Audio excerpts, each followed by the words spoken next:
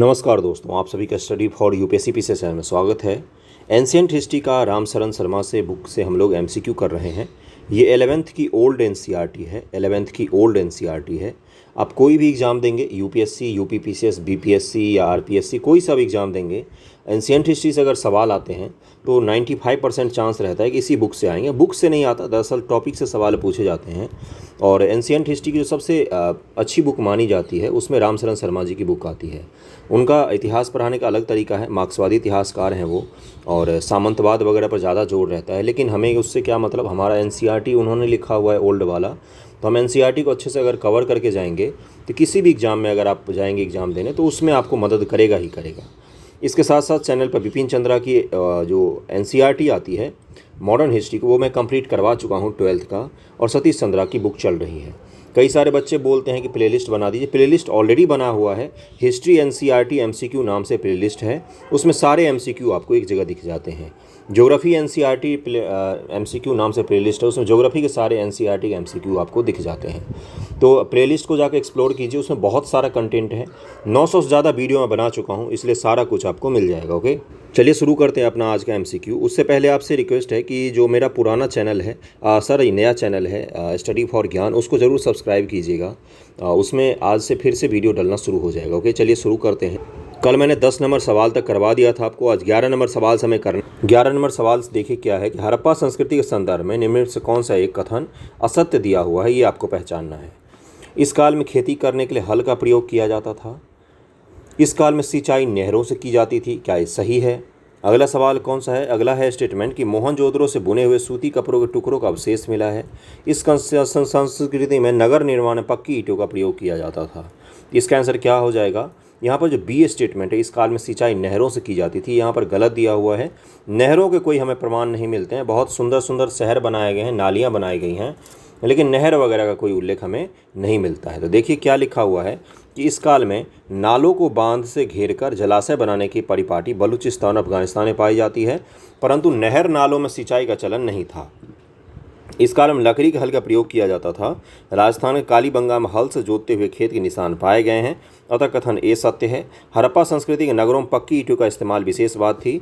और हरियाणा के बनावली से हमें टेराकोटा के बने हुए हल मिले हैं। टेराकोटा में समझा चुका हूँ, पकी हुई मिट्टी से जो चीज़ें बनती है उसको क्या कहा जाता है? टेराकोटा कहा जाता है। पकी हुई मिट्टी अलग होता है और घड़ा अलग होता है, दोनों में डिफरेंस होता है। पकी हुई मिट्टी का जो खिलौना वगैरह बनाया जाता है वो थोड़ा सा अलग दिखता है, और मृदभांड वगैरह जो बनाया जाता है वो थोड़ा सा अलग होता है। तो पकी हुई मिट्टी के हल कहाँ से मिले हैं? तो बनावली से मिले हैं। और जुता हुआ खेत तो कालीबंगा से मिला है। ओके, अगला सवाल है कि हड़प्पा संस्कृति के संदर्भ में निम्न कथनों पर विचार कीजिए। एक बार करिए विचार इस पर रोककर। इसका क्षेत्र समकालीन मिस्र मेसोपोटामिया की संस्कृति से बड़ा था। सुरकोटदा इस संस्कृति की समुद्र तटीय नगर था। इस संस्कृति महत्वपूर्ण नगर हड़प्पा और मोहनजोदड़ो पाकिस्तान में पड़ते हैं। बताइए क्या हो जाएगा इसका आंसर?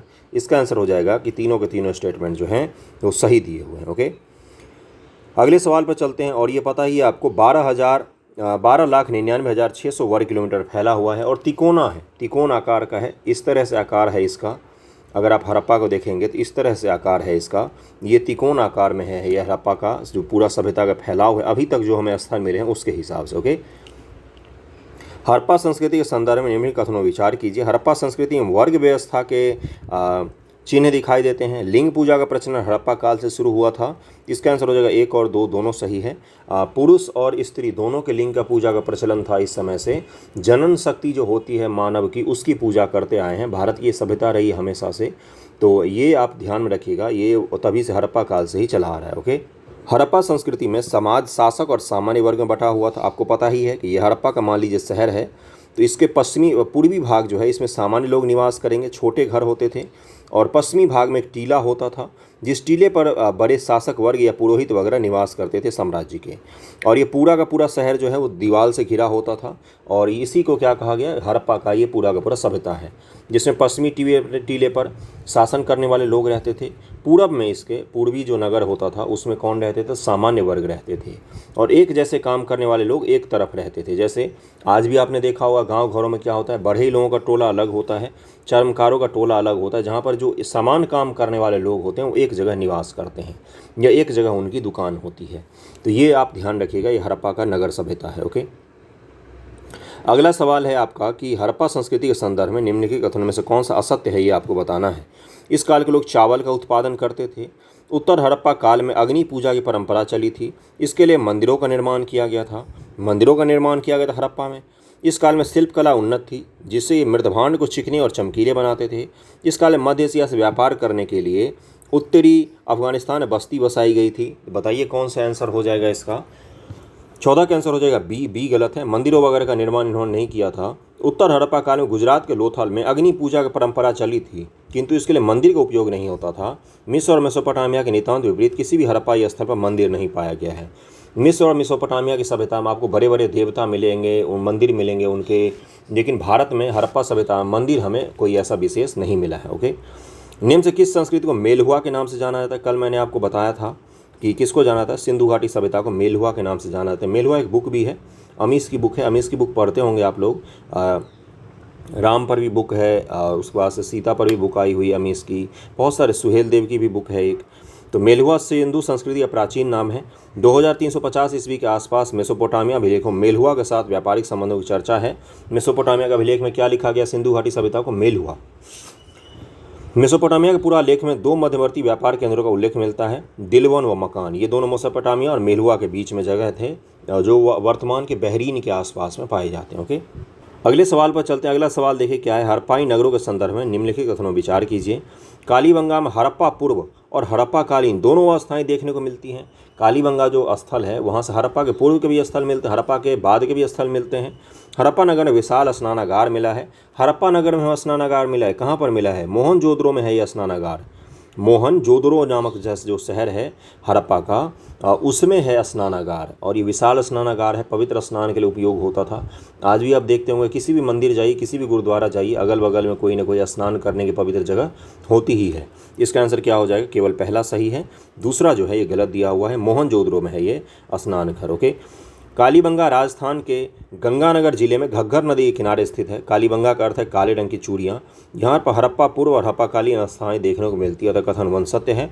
विशाल स्नानागार मोहनजोदड़ो का सबसे महत्वपूर्ण सार्वजनिक स्थल है, जिसका जलाशय दुर्ग के टीलों में है। इस ईंट के स्थापत्य का सुंदर उदाहरण है ये जलाशय जो बनाया गया है। ईंट का स्थापत्य का क्या मतलब होता है, ईंट से बने हुए भवनों में सुंदर उदाहरण है जो स्नानागार है वो। ओके, इस सवाल को जरा हल कीजिए रोक कर कि हड़प्पा संस्कृति के बारे में असत्य कथन बताना है आपको।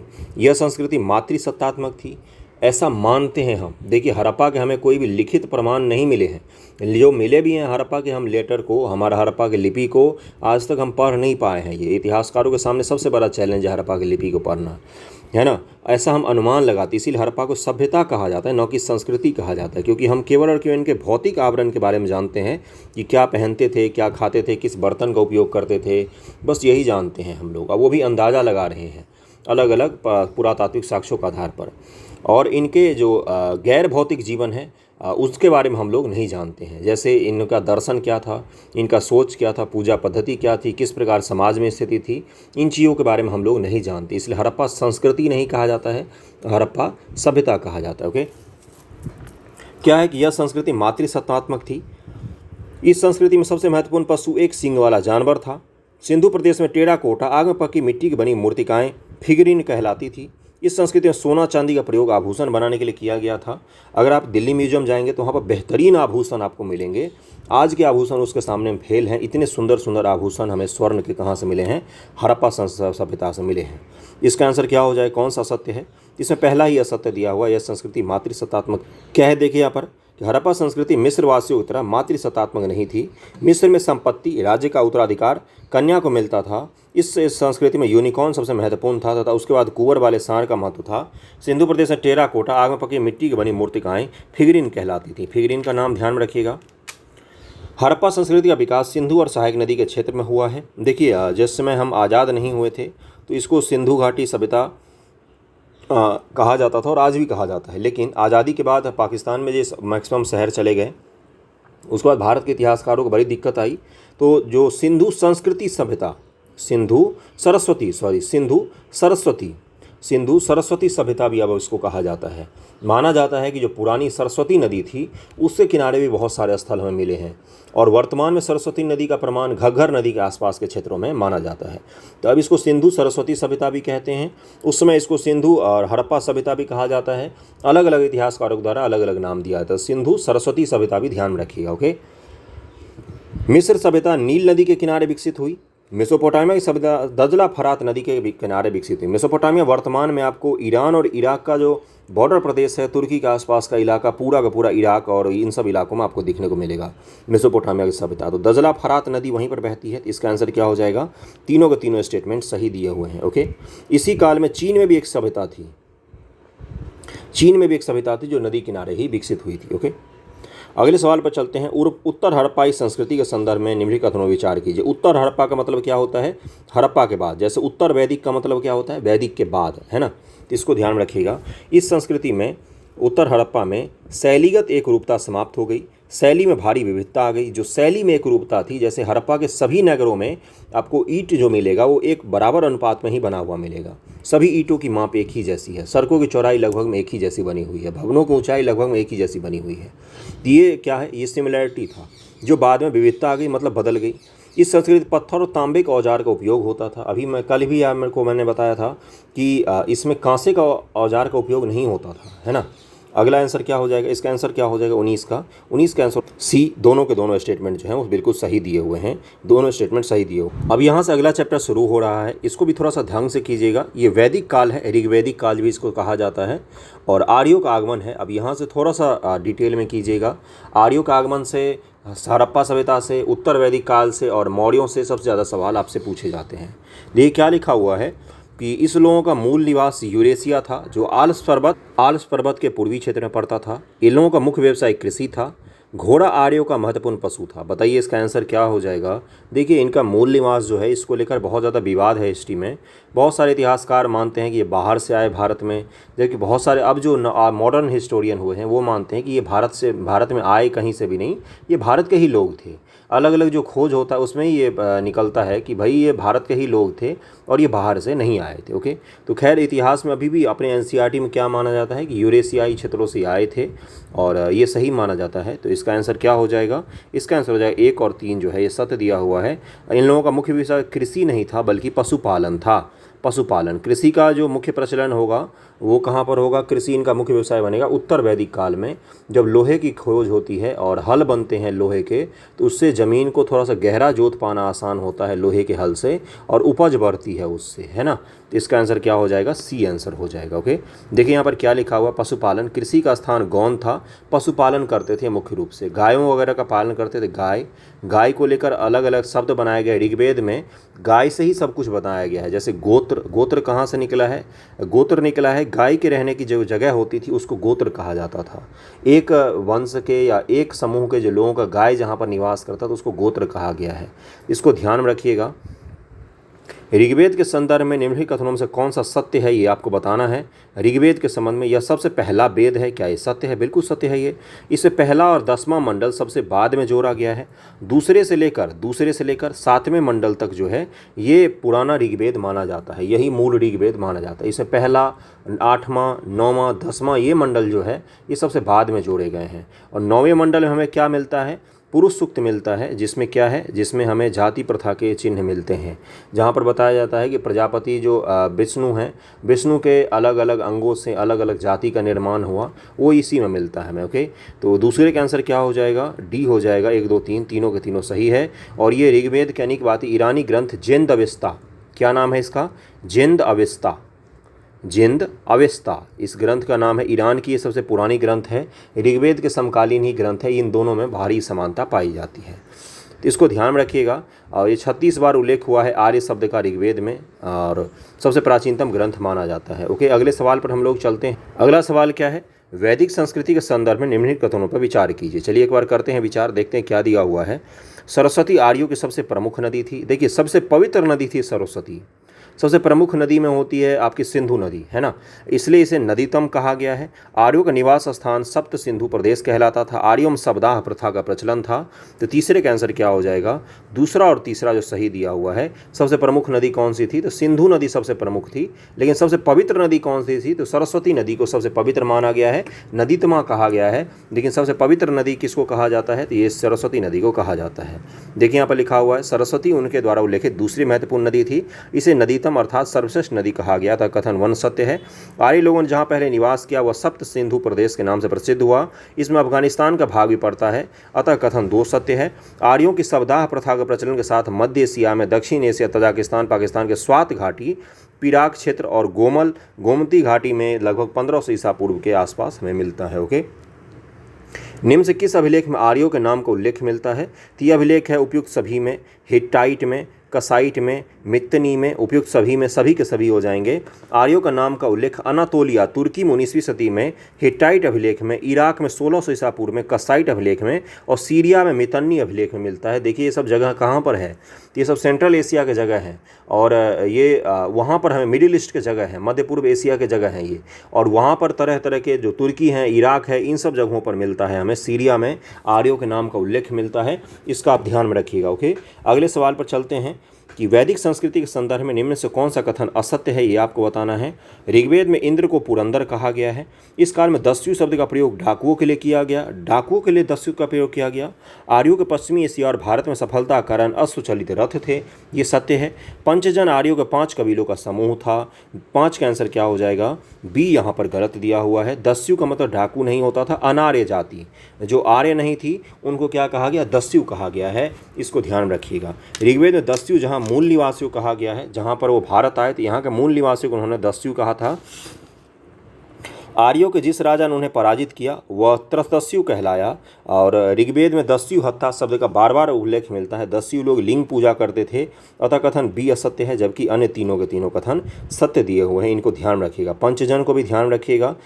पंचजन 5 प्रमुख कबीले थे आर्यों में जिनको पंचजन कहा गया है। और पुरंदर क्यों कहा गया है, दुर्गों को तोड़ने वाला कहा गया है इंद्र को। ओके, वैदिक संस्कृति के संदर्भ में निम्न कथनों विचार कीजिए। दशरथ्य युद्ध पुरुषनी नदी के तट पर हुआ था, ये तो आप रट के बैठे होंगे। इस काल में अधिकांश लड़ाइयाँ युद्ध का कारण गाय होती थी। गाय के लिए बड़े बड़े युद्ध लड़ते थे ये लोग, क्योंकि गाय जो होती है ये आपका भोजन प्रोवाइड करती है, कंप्लीट आहार प्रोवाइड करती है, घी, दूध, दही सब कुछ आपको मिलता है। ओके, आर्य लोग नगरों में रहते थे। छठे का आंसर क्या हो जाएगा, छठे का आंसर हो जाएगा ए। 1 और 2 दोनों के दोनों सही दिए हुए हैं, तीसरा गलत है। आर्य के जो रहते थे ये ग्रामीण संस्कृति थी, वैदिक संस्कृति। वैदिक और उत्तर वैदिक में कुछ नगर को विकास होता है, लेकिन जो वैदिक संस्कृति थी वो ग्रामीण संस्कृति थी, इसका ध्यान रखिएगा। ओके, तो इसका आंसर ए हो जाएगा। और देखिए आर्यों में और हड़प्पा वासियों में जो अंतर किया जाता है ना, उससे पहला अंतर होता है आपका लोहा का, दूसरा अंतर होता है आपका अश्व को लेकर, तीसरा अंतर होता है आपका नगर को लेकर कि आर्य लोग नगर में नहीं रहते थे, ग्रामीण क्षेत्रों में रहते थे। चौथा अंतर होता है गाय की कुछ ज़्यादा ही प्रधानता दिखती है। पांचवा अंतर होता है कि धर्म को लेकर, जैसे वेद कर्मकांड और हवन वगैरह पर बहुत ज़्यादा जोर होता था आर्यों का, जबकि हड़प्पा में व्यापार पर अधिक जोर होता था। तो ये कुछ कभी कभी अंतर भी पूछ लिया जाता है, जैसे बौद्ध जैन में अंतर पूछा जाता है, वैसे ही हड़प्पा और ऋग्वैदिक सभ्यता में अंतर पूछा जाता है, तो इसको ध्यान में रखिएगा। ओके, अगला क्या है, ऋग्वैदिक काल में राज्य व्यवस्था के संदर्भ में निम्न कथनों विचार कीजिए, कौन से सत्य हैं। इस काल में राजा का पद अनुवांशिक हो गया था राजा का पद। इस काल में सभा और समिति 2 महत्वपूर्ण संगठन थे। इस काल में स्त्रियां सभा और विदथ में भाग लेती थी। 100% इस समय समानता था स्त्री पुरुष को लेकर भारतीय समाज में। ऋग्वैदिक समाज में क्या था कि स्त्रियां लड़ाई में हिस्सा लेती थी। संसद टीवी पर एक सीरीज आया था, उसको जाकर जरूर देखिएगा, इतिहास के बारे में बहुत ही अच्छे से सीरियल करके उन्होंने समझाया, मतलब वेब सीरीज जैसा लगेगा आपको। संसद टीवी फ्री में है यूट्यूब पर, तो वहाँ पर देख सकते हो। उसमें क्या है कि स्त्रियाँ यज्ञ कर्मकांड में भाग लेती थी और यज्ञोपवीत धारण करती थी, जो जनेऊ जैसे मैं पहनता हूँ तो उसी प्रकार से वो लोग भी जनेऊ पहनते थे, और स्त्री पुरुष दोनों जनेऊ पहनते थे। तो ये क्या हो गया, 100% समानता। इसके अलावा सभा समिति में भी भाग लेती थी, राजनीति में भी भाग लेती थी, और बहुपति प्रथा यानी कि बहुपति प्रथा, स्वयंवर प्रथा। स्वयंवर का मतलब क्या होता है? स्वयंवर बहुत ही अच्छी प्रथा थी जिसमें क्या था कि लड़कियों को हक होता था अपने पति चुनने का। वो सेलेक्ट करती थी 10 लोगों में से, ना कि उनको सेलेक्ट किया जाता था। तो ये सब प्रथाएं थी उस समय में, इसीलिए क्या कहा जाता है, स्त्रियों के लिए गोल्डन एरा जो भारत के इतिहास में माना जाता है वो किसको माना जाता है? तो वो माना जाता है आपका ऋग्वैदिक काल को। ओके, इसको ध्यान रखिएगा। इसका आंसर क्या है? इसका आंसर है डी, 1 2 3 तीनों के तीनों सही दिए हुए हैं। उपयुक्त सभी कथन सही हैं। ऋग्वैदिक काल में राजा का पद अनुवांशिक हो चुका था। वह राजन या राजा कहलाता था, परंतु उसके हाथ में असीमित अधिकार नहीं थे। उसे कबायली संगठनों से सलाह लेनी पड़ती थी। कबीलों की आम सभा जो समिति कहलाती थी, यह अपने राजा को चुनती थी। ऋग्वेद में कुल के आधार पर बहुत से संगठनों का उल्लेख मिलता है, जैसे सभा, समिति, विदथ और गण। इनमें से सभा और समिति महत्वपूर्ण थे। राजा को इनका समर्थन आवश्यक होता था। इस काल में स्त्रियों की दशा अच्छी थी। वे यज्ञ, सभा और विदथ में भाग लेती थीं। इसको ध्यान में रखिएगा। 1 2 3 तीनों के तीनों अच्छी है।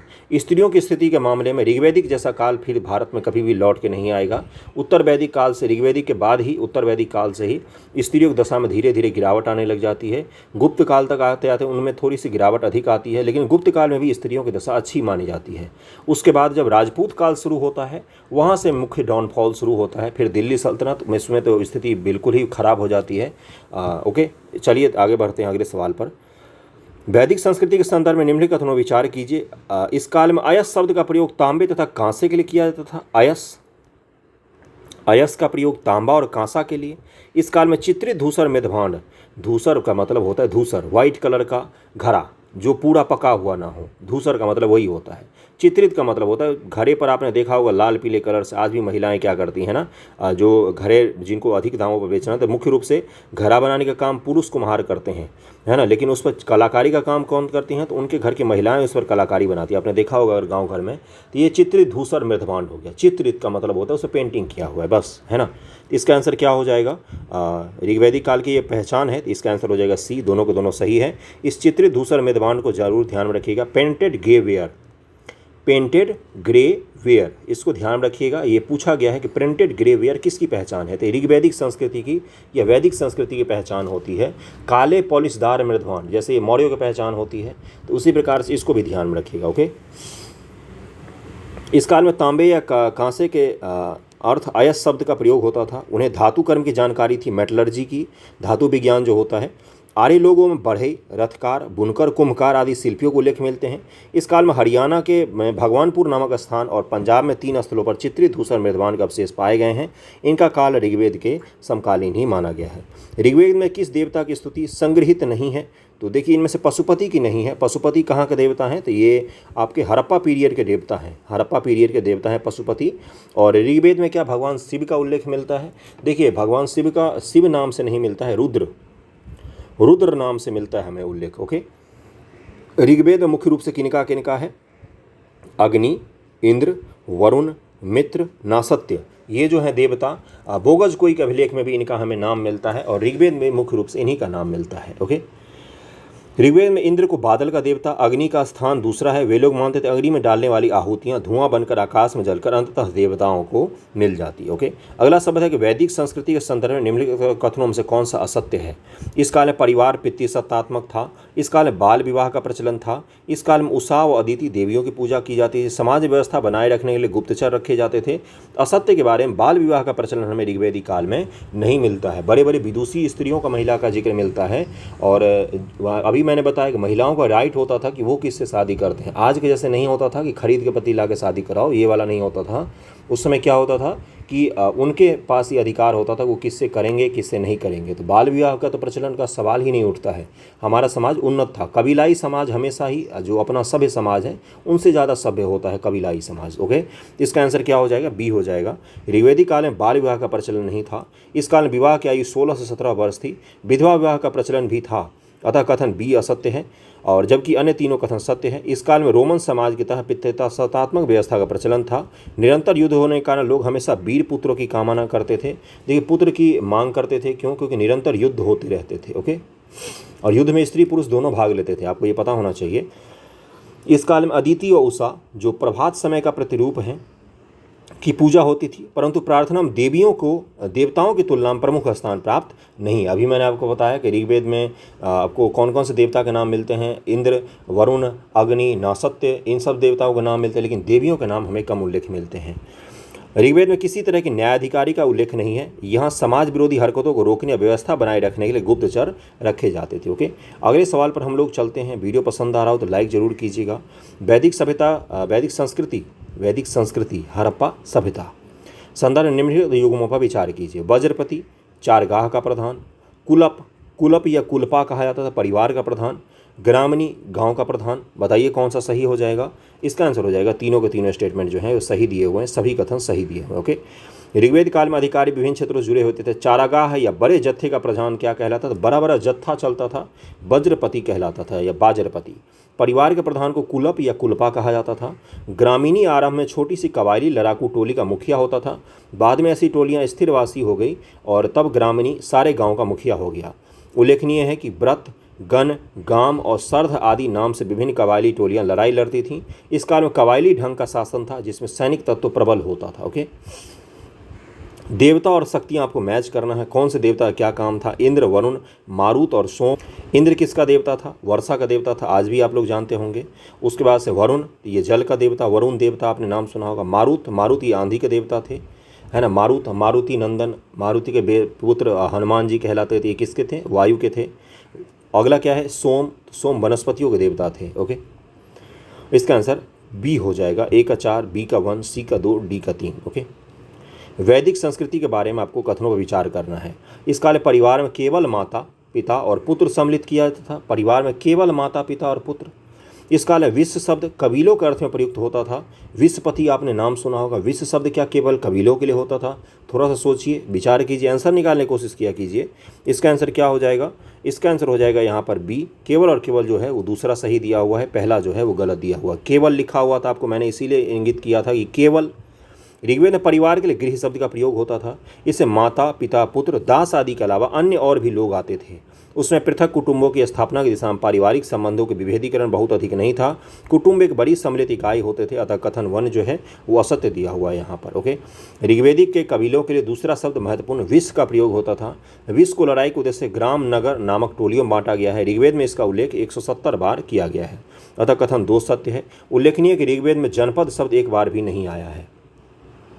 वैदिक संस्कृति के बारे में आपको विचार करना है। विचार कीजिए, दोनों स्टेटमेंट में से चुनिए एक बार, कोशिश कीजिए कि आपको एग्जाम में आया हुआ सवाल है, सोचिए एक बार क्या होगा इसका आंसर।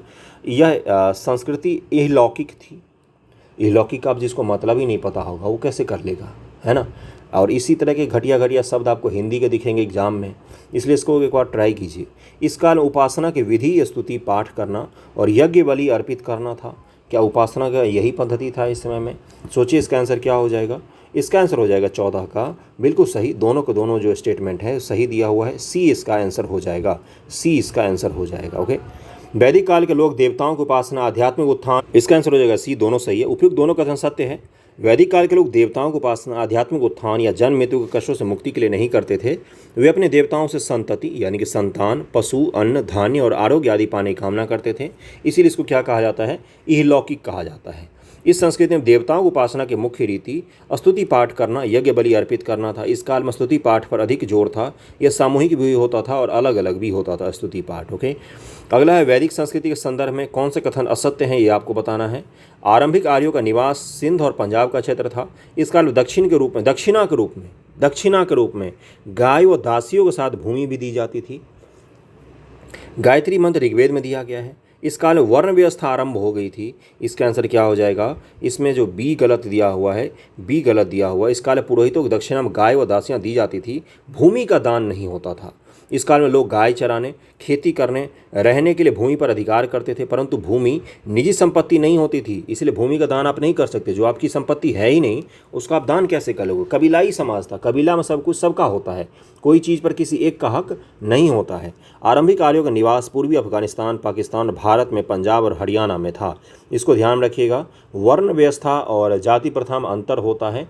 वर्ण व्यवस्था जो थी जन्म पर आधारित नहीं थी बल्कि कर्म पर आधारित थी। कर्म का मतलब क्या है कि एक मान लीजिए कह रहा हूँ, एक मान लीजिए शूद्र है लेकिन उसके पुत्र को पढ़ने पढ़ाने में इंटरेस्ट है तो वो क्या बन जाएगा, वो ब्राह्मण कहलाएगा। एक शूद्र है जिसका पुत्र युद्ध में भाग लेता है तो क्या कहलाएगा, वो क्षत्रिय कहलाएगा, है ना, क्षत्रिय कहलाएगा वो। अब जैसे कोई ब्राह्मण है उसका पुत्र जो है वो कृषक का काम करता है तो वो आ जाएगा वैश्य में आ जाएगा या शूद्र के कोटि में आ जाएगा। और ये प्रचलन था और इसमें कोई ऐसा भी नहीं था कि किसी को फोर्सफुली किया जाता था, अपने हिसाब से अपने कर्म को चुन सकते थे और अपने कर्म के द्वारा आप वर्ण बदल सकते थे। अच्छे बुरे का नहीं पता, लेकिन मैं आपको इतिहास बता रहा हूँ कि अच्छा था या बुरा था, आप कोशिश कीजिए, आप सोचिए क्या है क्या नहीं। अगला है आपका उत्तर वैदिक अवस्था राज्य और वर्ण व्यवस्था की ओर। इसको हम लोग कल करेंगे। 29 मिनट का वीडियो हो चुका है। ऋग्वेदिक मैंने समाप्त कर दिया, हड़प्पा मैंने समाप्त कर दिया है। और बार बार इनको देखा कीजिए, वीडियो को शेयर कर दीजिए जहाँ भी संभव हो सके। नए चैनल को सब्सक्राइब जरूर कीजिए, स्टडी फॉर ज्ञान को। थैंक यू सो मच आप सभी का।